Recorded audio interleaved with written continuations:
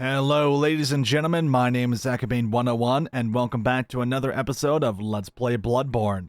First thing we're going to do today is actually use some of these cold blood dews, which are very useful for getting us a few extra levels here. We should hopefully be able to get 2 levels, if not at least just 1.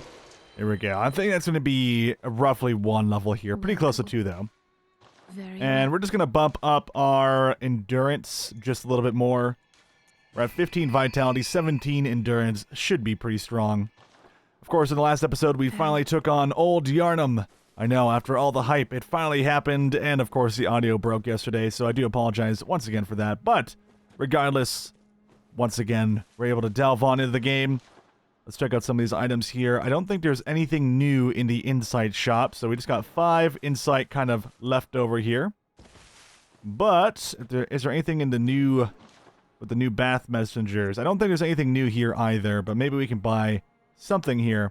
Oh yes, this is what we wanted to look at. The Hunter Chief Emblem. Now, what this is, it allows us to unlock a door just outside the Cathedral Ward. Now, we're not going to do this because we, for one, don't have enough blood echoes, but 2, I'm going to show you an alternative route to progressing through the main Cathedral Ward location. I believe this might allow you to actually skip through parts of... like Old Yarnum. Like you might not even have to do Old Yarnum if you get this. I could be wrong on that because I never actually tried that out, but there's a chance that might be the case. Not 100% sure though.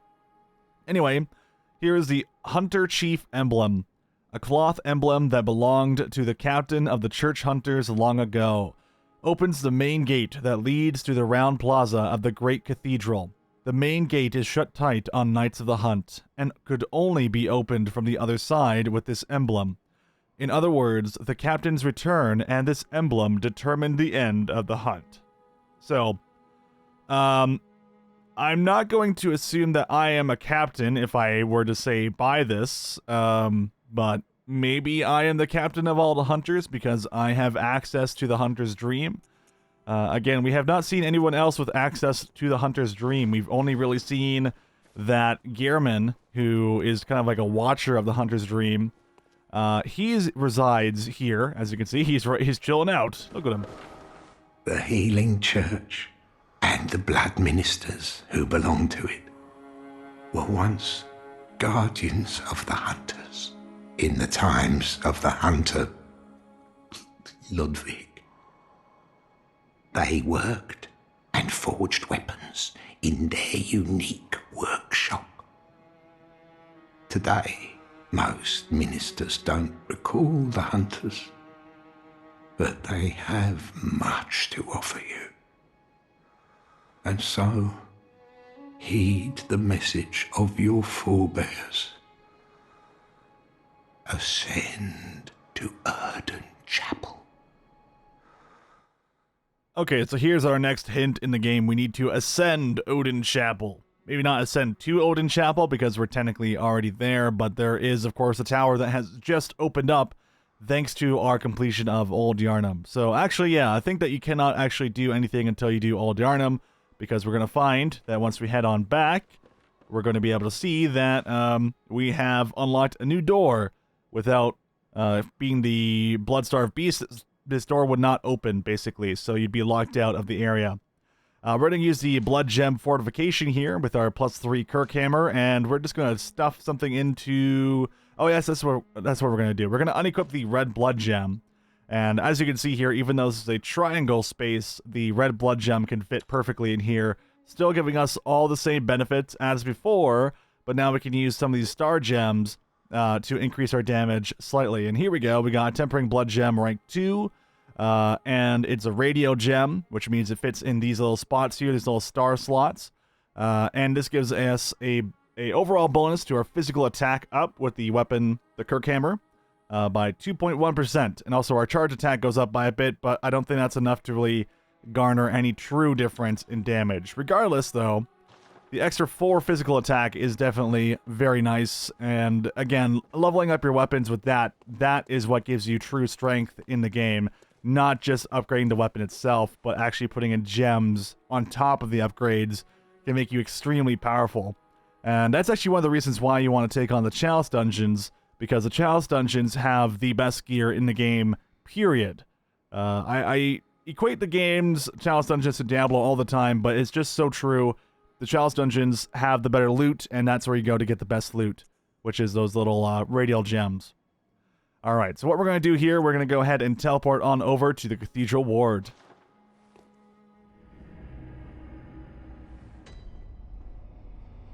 Awesome. Alright. Let's see if this guy has anything new to say. I don't think so, though. Ah, the hunter. Alive and well, are ya? This here's a safe place. Stay as long as you like. But next time you're out on a hunt, remember what I asked. If you find any sane survivors, tell them to seek shelter at Oedon Chapel. 'Cause there's nothing to fear here. Indeed, nothing to fear here. That guy is too awesome. Alright, how's the old lady doing? You! Stay away from me! I know all your tricks. Alright, lady. We'll leave you be. I'm sorry I disturbed you. Hey, alright, let's kill this guy here. We could just ignore him, but what's the fun in that? We just want to kill him. Get some extra loot here. Well, maybe I should... There you go. Gotta wait for him to actually start doing the animation, and you can just tap that L2 button like before. Easy ways to deal with these guys. Just wait for him to do the attack, and boom, there we go. Easy peasy lemon squeezy. These are the easiest versions of those types of characters, and we did go the wrong way, so that's kind of a waste of our time. Oops. But yes, to the right here, those doors have finally been opened, and we'll go in there in just a moment, but I believe Eileen has just moved locations, and that is, in fact, not true. She'll spawn here after we do something, which maybe she spawns here after you fight the boss of the Cathedral Ward, or the Witches of Hemwick Grove. Maybe that's it. I'm not sure. I can't remember. Again, I'm a little rusty when it comes to remembering all the things, so I'll do my best to remember as we go along here. Oh no! Oh wow, we actually made it somehow. I can't believe we actually glitched through that door. That's great. I wonder if you, well, I guess you can't die from that because I totally would have died. If this was real life and I tried moving off of that elevator into there with that roll, I probably would have been cut in half. But this is just above Odin Chapel here. We can't really use this special item that we're looting, the Formless Odin. That we cannot use. It's a Carol rune, and it's the first one you can possibly get in the game. And this is one of Odin's runes, higher Quicksilver bullet max. So this increases how many Quicksilver bullets you can have, in this case plus 4. And these are not accessible until you've defeated the Witch of the Hemwick Grove, which is where we're going to be heading next on this playthrough. A secret symbol left by Carol, runesmith of Bergenworth. So this is another iteration and just explanation of Bergenworth being super important. It's the origin of the Healing Church, and there's lots of secrets there that are being hidden, in particular from a spider that may be there as well. The Great One Odin, lacking form, exists only in voice, and is symbolized by this rune. Those who memorize it enjoy a larger supply of Quicksilver bullets. Human or no, the oozing blood is a medium of the highest grade, and the essence of the formless Great One, Odin. Both Odin and his inadvertent worshippers surreptitiously seek the precious blood. Inadvertent worshippers, so people don't even know that they're worshipping him over time. Which is very, very cool. I absolutely love that. Alright. Let's go ahead and grab this here. The Messenger Urn Festival. These are more of those little trinkets that you can use on your messengers. I'll have to show you this guy, in the future because it's really cute. It's for your messengers. Basically, you put these on the top of the heads of your messengers. Think of like visual customization for your messages, which is kind of cute. Something that wasn't really in Dark Souls, but something that's definitely available in Bloodborne, which just adds that nice, unique flair to the game. It carries really no significance whatsoever story-wise, so I'm just not reading it here, but just know that those things are just purely customization. Alright, let's drop on down. We will take a little bit of damage here, but that's nothing a blood vial can't heal. In fact, what I'm going to do here is just get some blood vials, or blood bullets on me, before we really move on out here. I do absolutely love the ability to grab as many Quicksilver bullets as I possibly need, depending on the amount of blood vials that I have. So, like, 1 blood vial equaling 5 blood bullets is very useful for me. So we gotta be really careful here as we charge on in, because this guy with a Gatling gun is a monster. He will just stun lock you to death if you're not careful, doing massive amounts of damage. So here's the next rune that we're about to pick up here. The Communion rune. Communion mentioned quite often in this game already. A secret symbol left by Carol, runesmith of Bergenworth. Several runes relate to blood, including Communion, which raises the maximum number of blood vials one may carry. This rune represents the healing church and its ministers. Blood ministration is, of course, the pursuit of communion.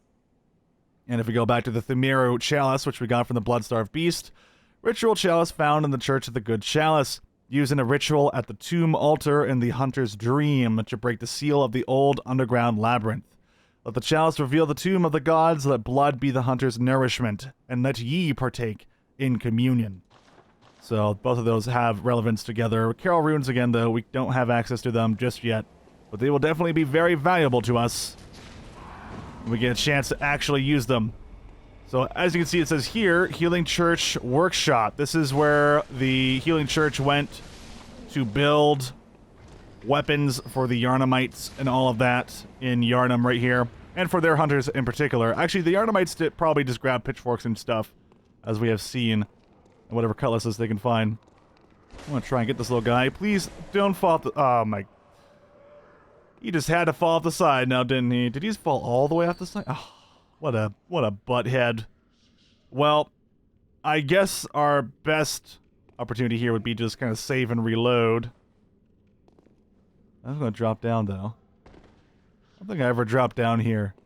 I typically don't. All right, you know what? I'm going to back out and reload. Let's see if we can spot it. All right, we're back, and it appears that we are indeed going to miss out on whatever that Wandering Madness or Creeping Madness was going to drop. So, unfortunately, that really hurts us a bit. However, that was one way to drop down here, which is great. Now, there's no way back up, so we could have actually wandered all the way to the top of the dungeon, but that's fine. We're going to come back through here normally anyway, because this gives me the opportunity to show you guys the hidden area below here, and you need this for one of the trophies in the game, of course. So we're gonna do just that. So typically, as you wander down to the bottom here, you're gonna find all these items strewn about, leading you to that direction, and then you'll realize that you miss a huge drop here that is only guided by these ropes. And just in the distance down below me, there is a door with a faint blue glow under it, and it's very noticeable once you go down the normal way, which is to our right here, and then spot it and realize you missed it. So the only real way to do this is just to kind of roll forward towards the ropes, standing about where I am, right at the edge of the planks here. There's a good chance you could die, so just prepare yourself for murder. And here we go. Awesome, we made it. Okay. And yes, taking damage on these falls is absolutely part of it. A lot of platforming and Souls games typically have you lose HP, and you have to generally heal that stuff back up. It's all percentage based, so no matter how much vitality you have, you're going to lose the same portion of HP. But anyway, let's go ahead and wander on into this little secret area, which is a lot of fun.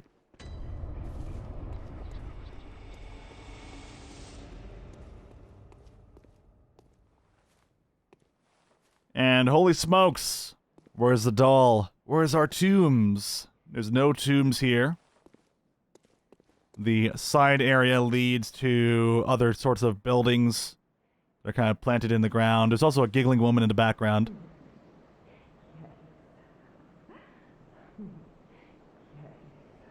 It was very creepy. I don't know why she does that. Apparently it's a bug in the game that they have refused to patch.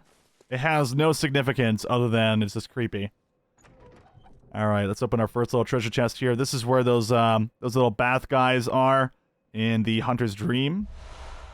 And here we have the doll clothes. Alright, interesting enough. Let's go ahead and read those doll clothes. Discarded doll clothing, likely a spare for dress-up. A deep love for the doll can be surmised by the fine craftsmanship of this article and the care with which it was kept.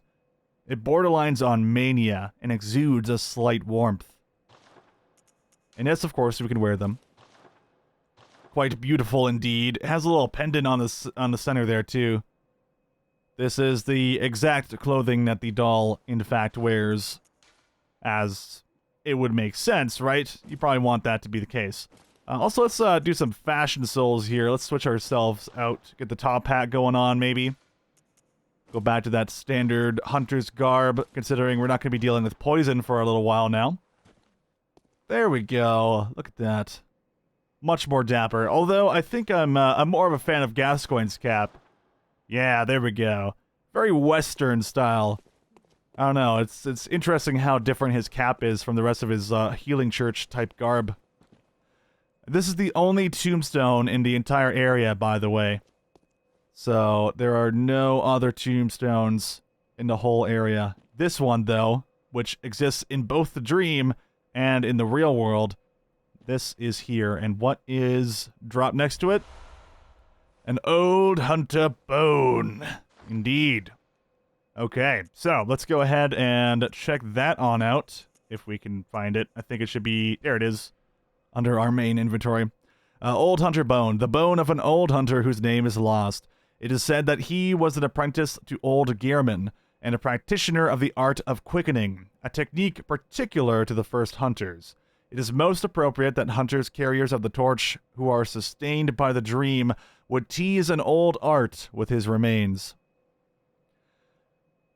This here, when it says things like he, like it is said that he was an apprentice and his remains, this actually is just how you translate Japanese to English. Apparently in the Japanese writings, when they were retranslated, of course, it's fan-translated, so keep that in mind, it's fan-translated, which I'm getting this information from.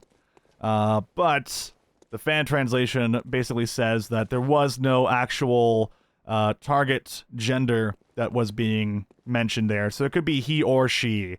It's just in this case, well, we don't know. We don't know entirely if it was a he, if it was a she. And the way that it's typically translated is they default back to he, because I guess it's just easier that way. I don't know. I don't know who came up with the translation, but I guess it's just he sounds more natural if you don't know who it is. I have no idea, honestly, but that's just how it is. That's just how it is. Let's inspect this 1/3 of an umbilical cord, which is standing, of course, in here. We just walked past this place. I mean, Gehrman was sitting in his wheelchair, and we got this creepy-ass 1/3 umbilical cord. Let's read that as well. A relic, also known as the cord of the eye. Every infant, great one, has its precursor to the umbilical cord. Every great one loses its child, and then yearns for a surrogate. The third umbilical cord precipitated the encounter with the pale moon, which beckoned the hunters and conceived the hunter's dream. Used to gain insight, and so they say eyes on the inside, although no one remembers what that truly entails. Excuse me there. You may see that along this tentacle-like umbilical cord, it has eyes all over it. And if we were to use this would actually give us insight. And let's look at the madman's knowledge here. Skull of a madman, touched by the wisdom of a great one. This also talks about great ones, the umbilical cord. This gives you insight, and making contact with the eldritch wisdom is a blessing, for even if it drives one mad, it allows one to serve a grander purpose for posterity. This is talking about something greater than what we know right now. And it's giving us hints about what the true intent of the game is and what the true intent of the story is. And it's just so lightly sprinkled on our character right now that we can only just barely begin to grasp what it's talking about. Eldritch wisdom, insight, eyes on the inside. Am I lining my brain with eyes because eyes on the inside, insight, is it a joke? I don't know, but it's quite possible. It's a pun or something like that. I mean, if you look at the top right of the screen below the blood echoes It is indeed an eye. I mean, we've seen pebbles in a game. If you go to pebbles, they also look like an eye. You get these from crows. Crows consume eyes. That's what they go for on dead bodies. So to have pebbles look like stone eyes or petrified eyes is kind of funny as well. So there's already lots of things here that we've just been like nuked with information about this new force, these great ones that have been kind of like teased, but now it's like, okay, so what are these things? Even the Carol rune that we just got. The formless Odin, he is a great one. He is formless. He does not have a visible presence, but he does exist like a god or something along those lines. But it doesn't imply that he's a god. He is a great one, which is going to be different, of course. So now we know that in this world of wolves and old school style, like creepy vampiric worlds of dark, drab dankness, we have these strange eyes to look forward to. We got a small hair ornament here, and I'm sure you all see that doll in the background. We'll take a look at it in a moment. We got this lovely little device here, which I think might be under keys. There it is. Small hair ornament.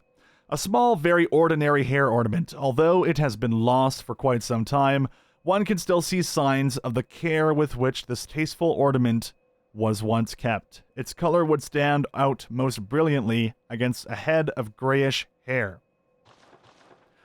I wonder what the hair color on the doll is. Well, let's go grab ourselves the monocle here, also known as the Let's Player's best way to zoom in on stuff. It turns out the doll's hair is in fact gray. The eyes are also kind of gray too. And this is, of course, the doll that is in the dream. So it's abandoned, just like the doll was when we had zero insight. And of course, this also adds to the significance of insight and all that. We are seeing things that we rather would not have seen without this sort of information. And with all of that, of course, we're going to head back to the Hunter's Dream because there's no other way to go. I don't believe there's any way back out. I guess what we could do, we could keep dropping down from where we were, but I'm not going to do that because I want to re-go through the area and explore the tower. So let's head back to the Hunter's Dream.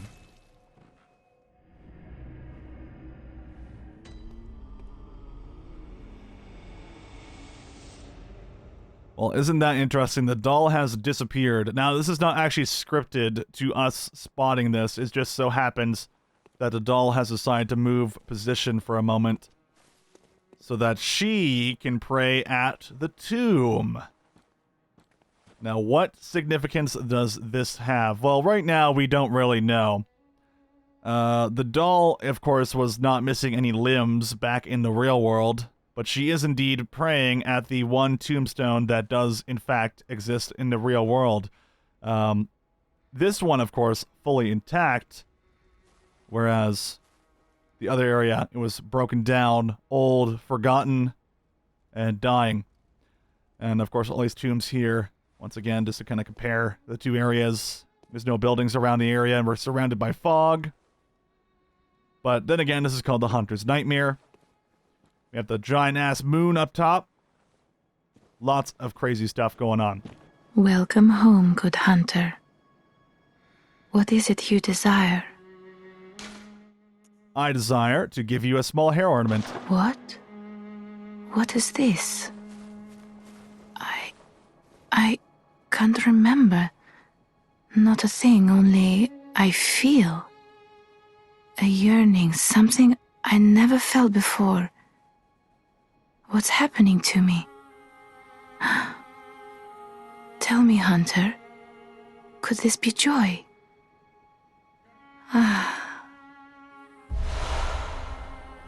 And she gives us the tear stone.